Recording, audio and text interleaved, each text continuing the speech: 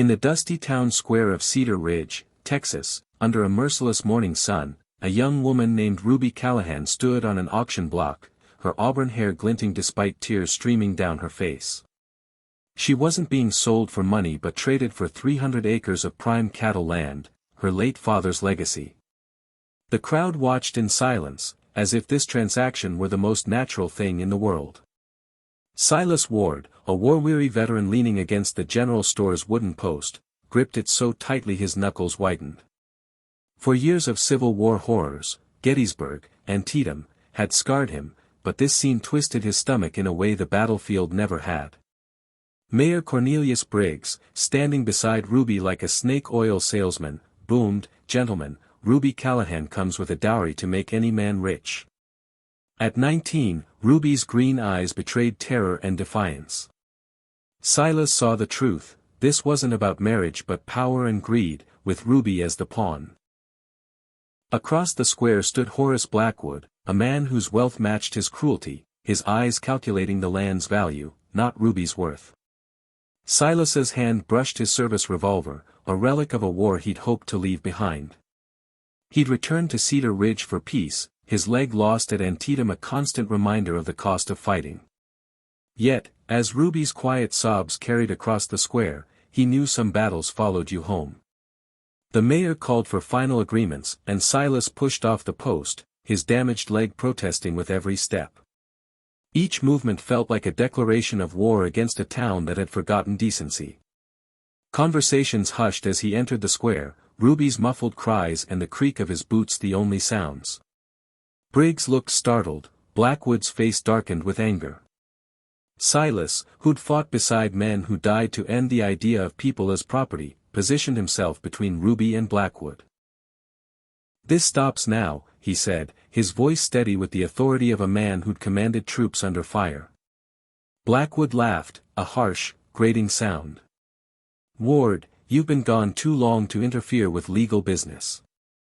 Silas's gaze shifted to Thomas Callahan, Ruby's uncle, lurking near the bank, avoiding eye contact. The pieces clicked, Ruby's father had died 6 months ago, leaving debts Thomas couldn't pay. Blackwood had offered to clear them in exchange for the land, and Ruby. Silas's voice cut through the murmurs. "Consenting parties? Look at her face and tell me she's consenting." The crowd stirred, some uneasy, but fear of Blackwood's influence kept them silent. Blackwood stepped closer, whiskey on his breath. 10 seconds to walk away, Ward, or Sheriff Martinez removes you." Silas glanced at Martinez, emerging from the jailhouse, hand on his gun. A good man trapped in a corrupt system, Martinez owed his job to Briggs, who owed his to Blackwood. The odds were grim, but Ruby's quiet courage reminded Silas why he'd survived the war, not strength, but refusal to give up. Then Ruby spoke, her voice stronger than expected. "Uncle Thomas, tell them about the will." Thomas paled. Ruby straightened, eyes fierce. "My father left a letter with the bank president. If anything happens to me before my 21st birthday, the land goes to the church for an orphanage." The crowd erupted in whispers. Blackwood's confident smirk faltered. He'd been outsmarted by a girl he'd underestimated. Thomas, desperate, stammered, "Ruby, Blackwood's offering security. What happens when you're alone at 21? Silas saw the bigger picture. Thomas had been selling information to Blackwood for months, helping him seize land through intimidation. Ruby was just the biggest prize. Sheriff Martinez lowered his weapon slightly, conflicted. "Silas, maybe we discuss this privately." But Blackwood, enraged, signaled 2 hired gunmen near the saloon. "Boys, solve this problem." Ruby whispered to Silas, "My father's letter, it's worse. It proves Blackwood killed 3 people for their land. It's in the bank vault, and he knows it." The situation crystallized, this wasn't about land but silencing a witness.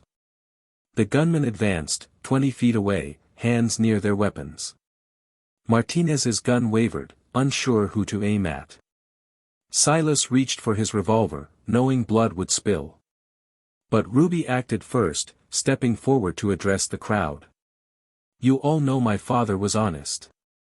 You know Jacob Morrison, Sarah Chen, and Pete Williams didn't just die before Blackwood took their land. You've been too scared to ask why. The names hit like a thunderclap. The crowd shifted, discomfort turning to anger. Briggs tried to intervene. Miss Callahan, you've no proof. Ruby's voice grew stronger. The proof's in my father's safety deposit box. Bank President Morrison has the key. Blackwood, cornered, shouted, enough. End this now. Martinez made his choice, stepping between the gunman and Ruby. Nobody draws on civilians in my town.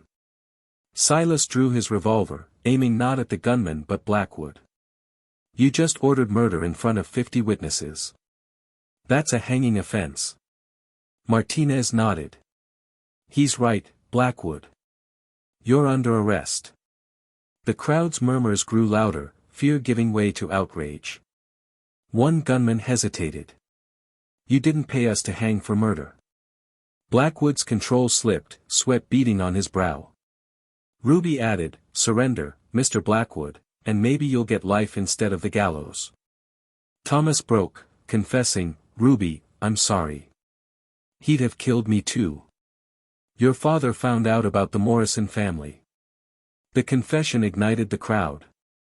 Martinez arrested Blackwood, who lunged for Ruby as a shield. Silas tackled him, pain searing through his injured leg.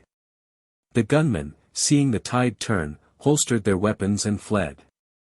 Ruby helped Silas up, gratitude in her eyes.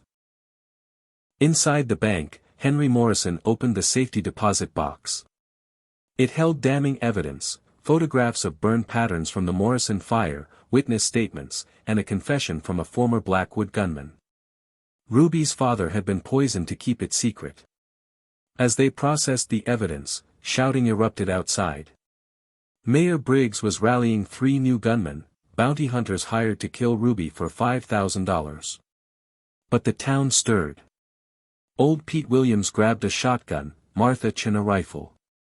Ordinary people, inspired by Ruby's courage, armed themselves. Silas prepared to face the hunters, but Ruby stopped him.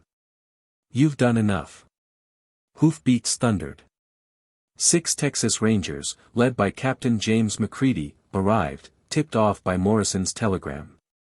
They disarmed the bounty hunters and arrested Briggs, who'd been burning incriminating documents. Blackwood was loaded into a prison wagon, his empire crumbling. McCready handed Ruby control of Blackwood's seized properties, 2,000 acres and businesses. To rebuild Cedar Ridge.